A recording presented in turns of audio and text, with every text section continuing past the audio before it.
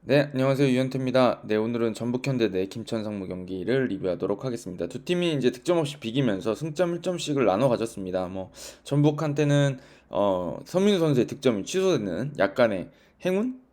행운이 있었던 것 같고, 어쨌든 뭐 이제 VAR에서 문제 없다고 생각했는데 이제 찾아낸 어떤 그런 반칙이 선언됐기 때문에 약간 운이 따랐던 것 같고, 또 이제 그게 이제 심판이 해야 될 일이기도 하죠.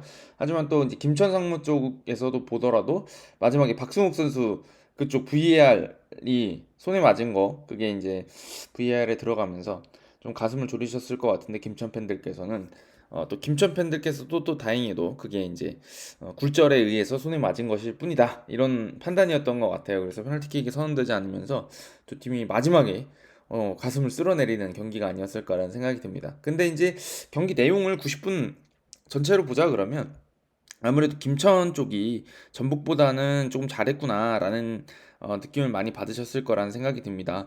저도 그렇게 느낌을 많이 받았고, 전북하고 김천이 어떻게 보면 저는 좀 비슷한 면이 있었다고도 생각이 드는데, 잘 안 되는 면이 있었다는 게 달랐다고 생각하거든요. 그럼 이렇게 왜 안 될까라는 얘기를 좀 드리고, 근데 사실 뭐 이런 얘기를 드리기도 사실 좀 어렵기도 하고 필요한가 싶기도 한 게 뭐냐면, 감독님이 지금 없는 상황이잖아요. 이제 아마 이름이 오르내리고 있어요. 전북의 새 감독님이 누구신지. 근데 그 차이가 아마 분명히 있을 거라는 생각은 드는데, 전북이 최근에 뭐 지난 경기 광주를 이기기도 했었고 뭐 좋은 경기를 하기도 했었고, 제가 이제 그렇게 리뷰를 한 적도 있고, 근데 왔다 갔다 하고 있는 상황인데 이게 기복이 굉장히 크거든요. 그러면 어제는 대체 뭐가 안 됐길래 이렇게 경기가 답답했던 것일까?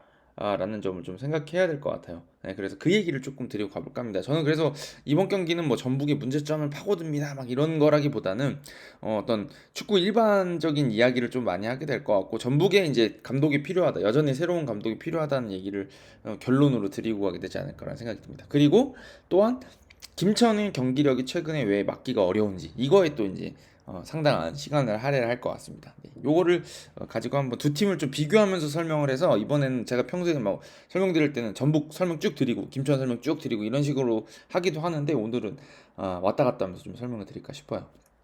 자, 이제 오늘은 바둑알이 좀 필요한 날입니다. 바둑알 좀 불러오도록 하겠습니다. 자, 어제 이제 그 김천의 공격이 저는 상당히 날카로웠다는 생각이 들어요. 이게 뭐 단순히 득점의 측면에서만 판단한다 그러면 김천이 뭐 잘했냐 이렇게 생각하실 수도 있는데, 굉장히 많은 찬스들을 만들었고 거기서 골 결정력이 좀 아쉬웠다, 이렇게 좀 설명을 드려야 될 정도로 좋은 어떤 공격 전개를 많이 보여줬던 것 같아요. 근데 그러면 얘네가 어떻게 하길래 이렇게 전북이 까다로워했던 거야라는 설명을 좀 드려야 될 것 같은데, 역시 이 김천 같은 경우는 좀 부담이 없어 보여요. 그러니까 지키려는 생각보다도 본인들이 잘하는 축구를 하고 주도하려고 하는 축구를 하겠다는 게 되게 눈에 보이거든요. 근데 그런 것들 때문인지 굉장히 위치가 자유로운 편입니다. 위치를 많이 움직이고 있고, 전방부터 압박하고 후방에서부터 좀 세밀하게 볼을 만들어가고 주도하는 축구를 하고 있어요. 그러니까 제가 김천 축구를 저번에 그렇게 설명드렸는지 모르겠지만, 굉장히 강팀 같이 해요, 축구를. 물론 선수층이 좋긴 하지만 아무리 그래도 이렇게 조직력이 갖춰져야 될 것 같은 그런 느낌이 드는 축구인데, 이걸 되게 강팀처럼 구사를 하고 있습니다.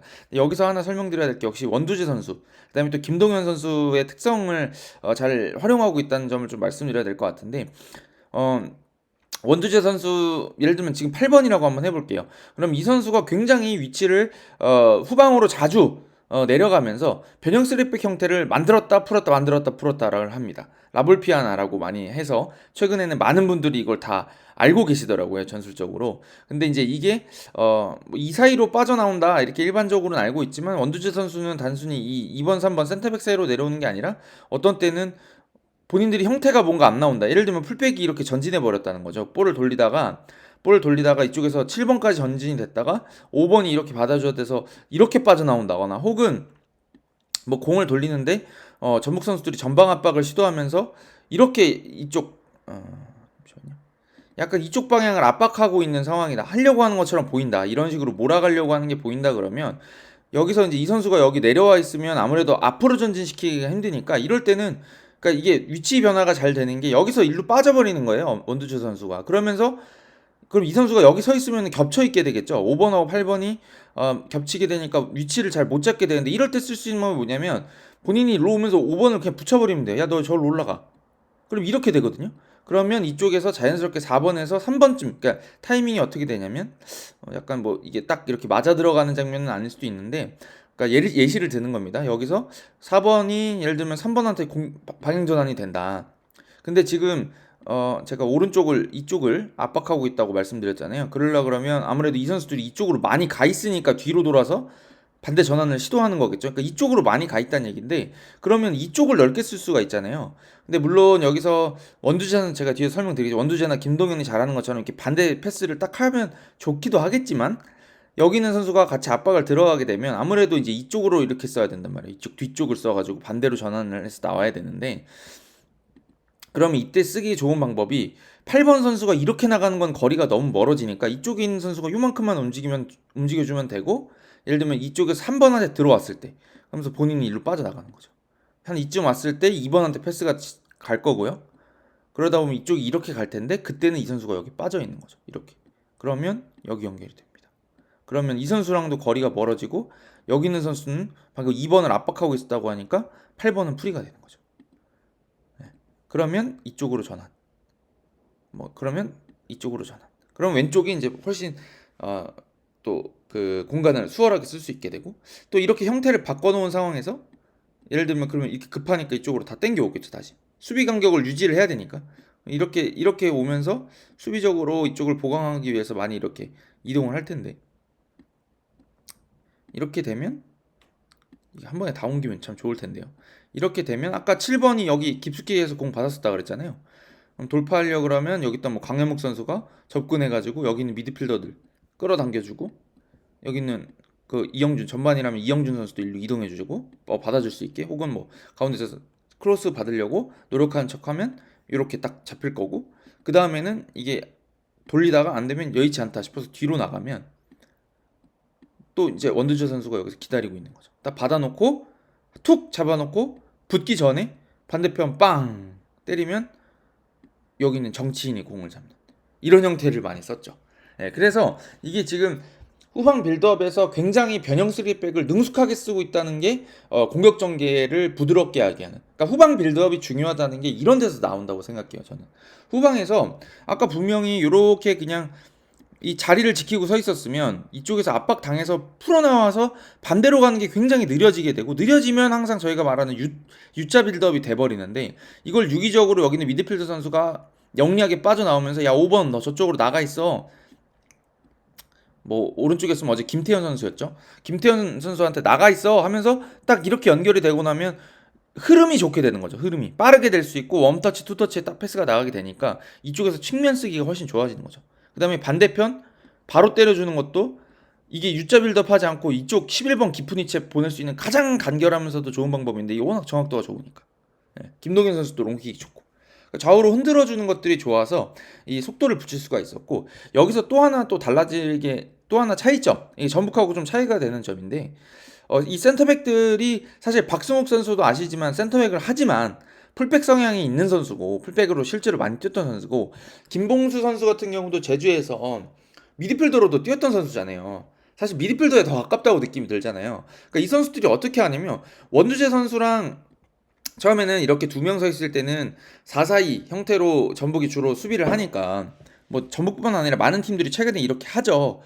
공격할 때는 4-3-3 뭐 4-2-3-1처럼 쓰는 것처럼 하지만 이 수비할 때만큼은 4-4-2로 세워서 블록 세우는 걸 많이 하는데 그럼 이 두 명이 2대2 싸움이 되는 것 같잖아요. 근데 여기를 원두재가 딱 빠져나오고 혹은 김동현이 빠져나오면서 여기 3명으로 바꿔버리고 이렇게 위치를 바꿔버린단 말이에요. 그러면 3-1인 것처럼 그러니까 이게 둘둘 쓰던 걸 셋 하나로 바꾼단 말이에요. 그 다음에 여기서 공을 돌리기 시작하는데 여기서 이렇게 공을 돌리니까 사실 이 선수가 여기 압박하고 여기 압박하려고 하는데 이 선수 그럼 프리가 되잖아요. 혹은 이렇게 갈 수도 있죠. 이렇게 압박을 처음에 들어갔다가 공을 9번이 2번 먼저 압박하고 8번 들어가면 11번이 8번 압박하는데 3번한테 들어간단 말이에요. 그럼 11번이 여기 쫓아가서 압박하다 여기 뛰어갈 수도 있잖아요. 그러면 이거를 그냥 골키퍼 줘버리는 겁니다. 근데 8번 다시 줘버려요. 그럼 이 선수 다시 돌아와야 되거든요. 근데 이걸 몇 번 반복하다 보면 선수들도 체력을 쓰고 힘이 드니까 여기 갈 때 압박을 이 선수한테 맡기거나 이 선수가 하여튼 내버려 둘 때가 생기거든요. 그럴 때 어떻게 해버리냐면 여기서 김봉수 선수가 미련 없이 여기로 올라와 버려요. 이거 많이 보셨죠, 어제 경기에서. 예. 그러니까 특히나 김봉수나 박승욱 선수 스타일 자체가 잡고 전진하는 거에 별로 거리낌이 없는 선수고, 원두재가 뭐 예를 들면 측면에 빠져 있는데 안 붙는다. 그럼 밀고 올라가 버려요. 그러니까 여기가 헐거워질 수밖에 없는 게, 그러면 누군가가 나와야 되거든요. 8번이 나오든 7번이 나오든.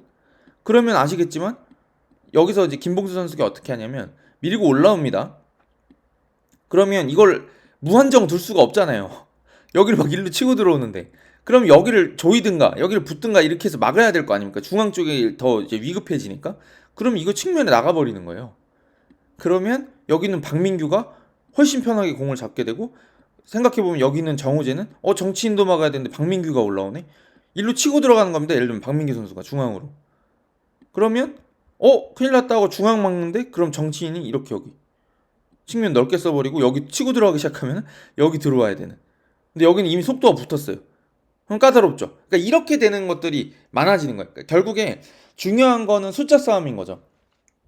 이게 최근에 현대 축구를 설명하는 가장 뭐 어떤 그 중요한 전술적 요소가 이제 숫자 싸움이라고 하잖아요. 그러니까 사실은 여기 셋으로 늘리면서 전방의 숫자가 부족해지는 것처럼 보였던 상황이었는데, 여기서 수적 우위를 점한 다음에 너희 덤빌 수 있어? 못 덤비게 해놓은 다음에 여기가 올라가니까 사실은 그러면 동수가 돼버리는 거죠. 여기가. 혹은 국지적으로는 여기가 숫자가 많아지는 효과를 누리는 거죠. 그래서 제가 보기에는 김천의 어떤 공격 전개가 잘 풀리게 되는 이유는, 여기서 순간적으로 후방 빌드업 할 때 숫자 늘려버렸다가 한번 풀리고 나면 다시 앞으로 누군가가 전진하면서 숫자를 맞춰버린단 말이에요. 부족하지 않아요. 늘 많아. 김천은 늘 많아요. 네, 그렇게 느껴지게 어제 경기를 했다는 거죠. 전방에서도 마찬가지인 게 뭐냐면 위치 변화 잘 보셨는지 모르겠지만, 이게 위치가 꼭 이렇게 바뀌는 게 아니라 뭐 강현묵 선수가 여기서 움직일 수도 있잖아요.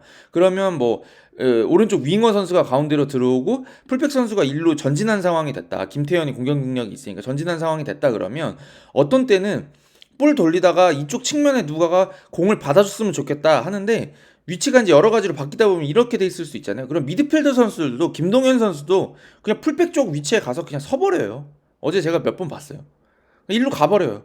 왜냐면 여기 누군가가 있어야 볼 흐름을 좋게 한다는 걸 알고 있기 때문에, 내가 풀백이 아니더라도 볼 받으려면 갈 수 있는 거예요. 그리고 여기 있는 윙어가 내려와서 여기서 여기를 채워버리면 되거든요. 사실 어제 오른쪽 윙이 누구였는지 갑자기 기억이 안 나는데, 전반전에 여기 내려오면 되잖아요. 미드필더처럼 잠깐 구실만 해주면 되잖아. 여기가 윙어처럼 서 있고요, 김태현 선수가. 이게 위치 변화가 굉장히 유연하고 본인들이 어디에 필요한 선수가 있는지 그게 중요할 뿐이지, 내가 포지션의 구애에 대해서 그냥 서 있지 않는다고요. 예. 그리고 내가 미련이 없어요. 내가 미드필더처럼 해야 되니까 킬패스 찔러야지, 내가 뭐 측면인 공격수니까 돌파해야지, 이런 게 있는 게 아니라 그냥 더 좋은 위치에서 어떻게 공격을 풀어갈 건지, 약간 팀적인 움직임이 조금 이렇게 많이 갖춰져 있는 느낌이 드는 경기였습니다. 그리고 이제 여기서 또 하나 더 말씀드려야 되는 게, 강팀처럼 축구한다 이 말씀 드렸잖아요. 여기서 굉장히 중요한 게 강현묵 선수인 것 같아요. 제가 보기에는. 그러니까 이영준 선수도 전방 압박을 많이 시도하지만 강현묵 선수가 굉장히 전방 압박에서 키를 많이 잡아주더라고요. 여기서 공 딱 잡은 다음에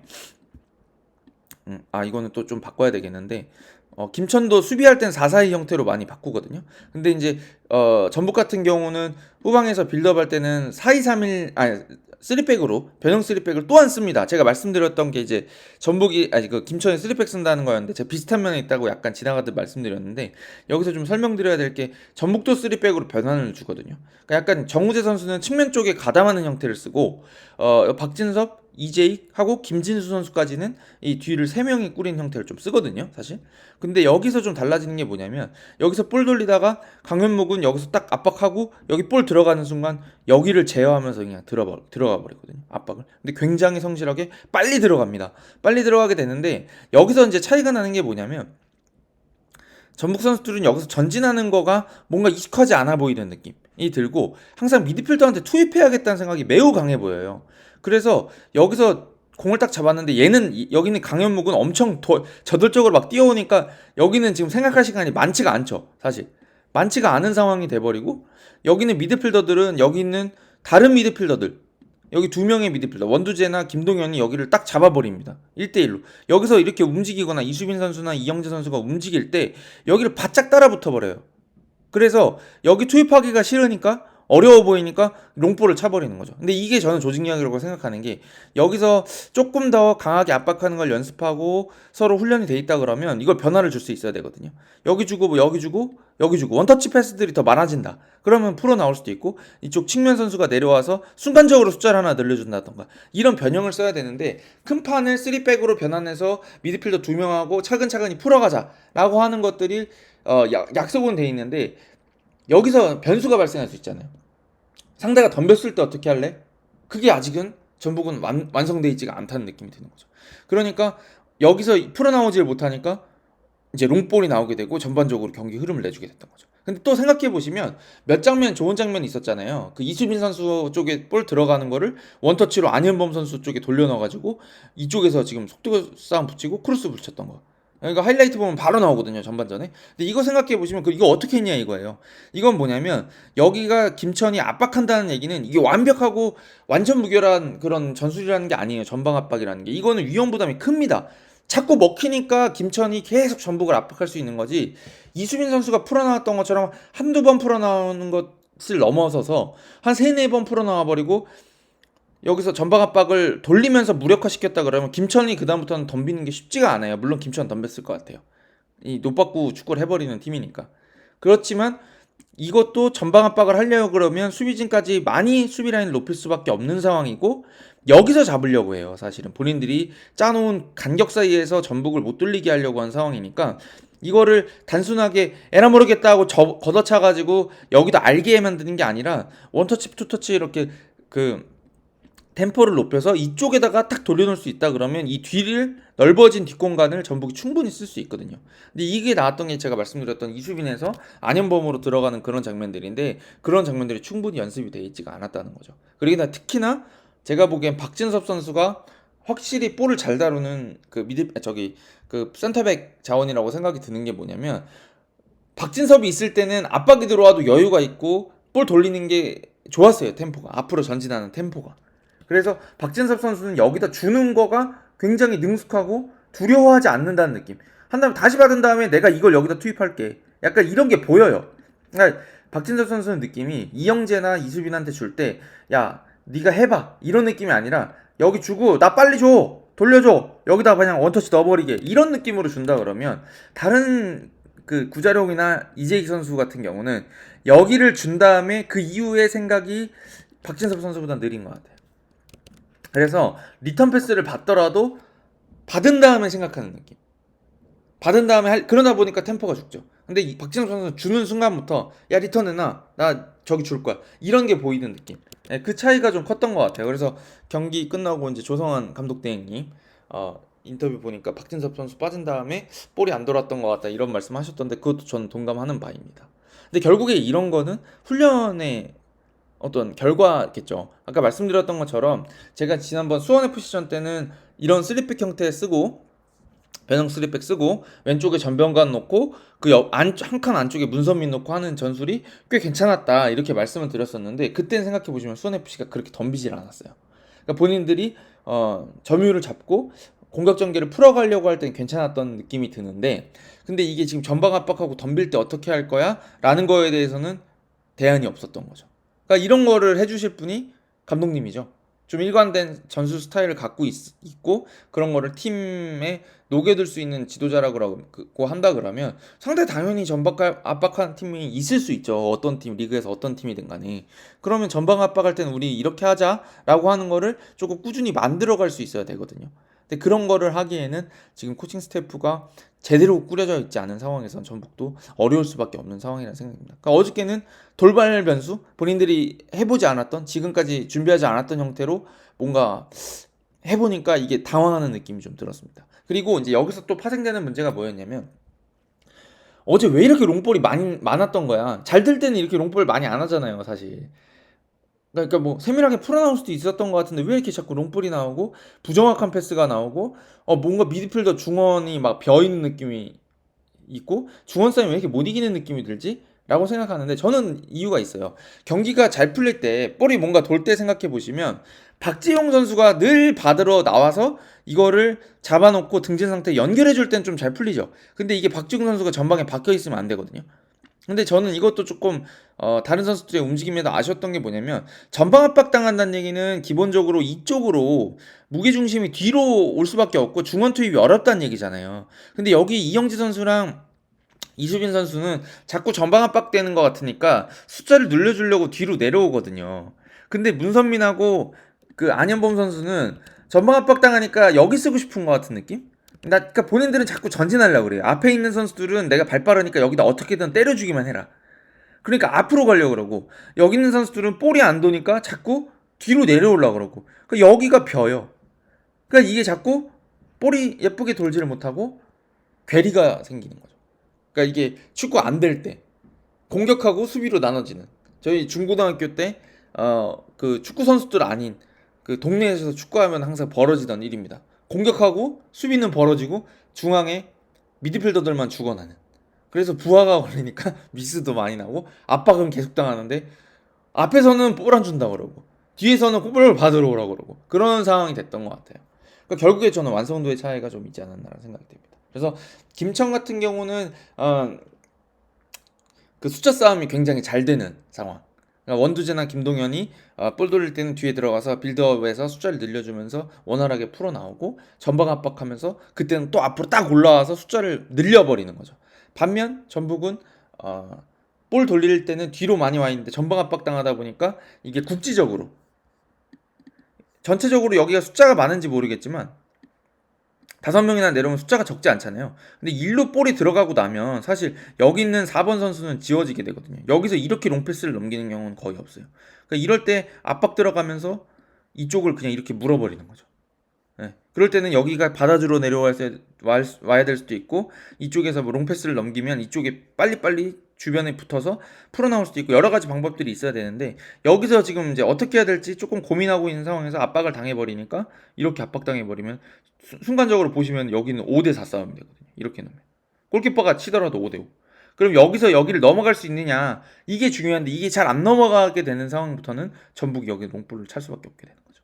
여기서 빌드업 차이가 여기가 있었고 또 공격적으로 보더라도 아까 말했던 것처럼 접근하면서 위에 전진하면서 숫자를 충분히 늘려주면서 이렇게 움직여주는 것들이 상당히 좋고 그 다음에 또 제가 하나 빼먹었는데 김천 같은 경우는 정치인 선수가 측면에서 이렇게 공 잡으면 꼭 박민규 선수가 특히나 박민규 선수가 언더랩처럼 이 중간 쪽까지 들어오던가 아니면 여기까지 꼭 접근해주고 받아주려고 하다가 안 주네? 라고 하면 이때 돌아 움직인다던가 항상 여기서 주변에서 움직여줄 수 있는 선수들이 있게 되는데 이런 건 기본적으로 아까 말씀드렸던 것처럼 빌드업이 좋다 보니까 이 선수가 안정적으로 볼을 잡고 전진할 수 있게 그러니까 여기 있는 선수가 볼 잡을 때 압박을 하지 못하고 이 선수가 편하게 공을 잡을 수밖에 없게 돼요.